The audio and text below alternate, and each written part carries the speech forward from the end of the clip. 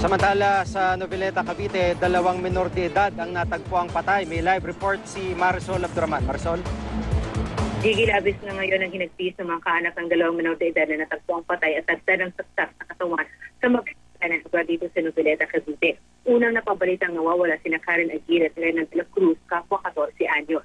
Ayon sa Noveleta Police, huling nakita sina Renan at Karen noong August 14 sa buro ni Agosto Lising alias Jr., ang sinasabing most wanted ng Noveleta na napatay ng mga pulis noong July 31. Naimbitahan daw kasi ang dalawa sa buro ni Jr.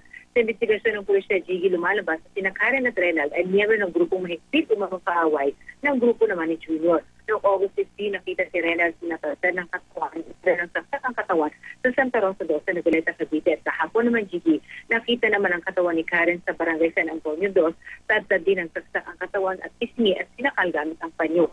Hindi ralubos na isip ng ama ni Karen kung bakit pinatay ang anak, dahil wala naman kaaway.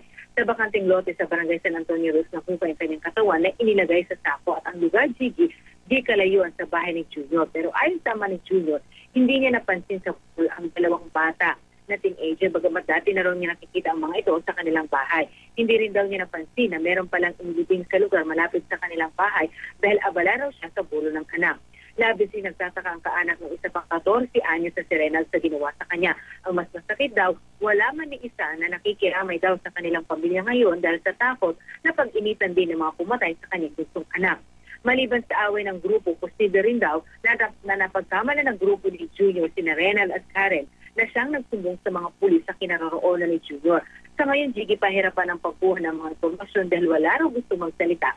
Ayon sa Noveleta Police, ito man, meron na raw lead ang pulisya, hindi na sa gumawa ng krimen. Gigi?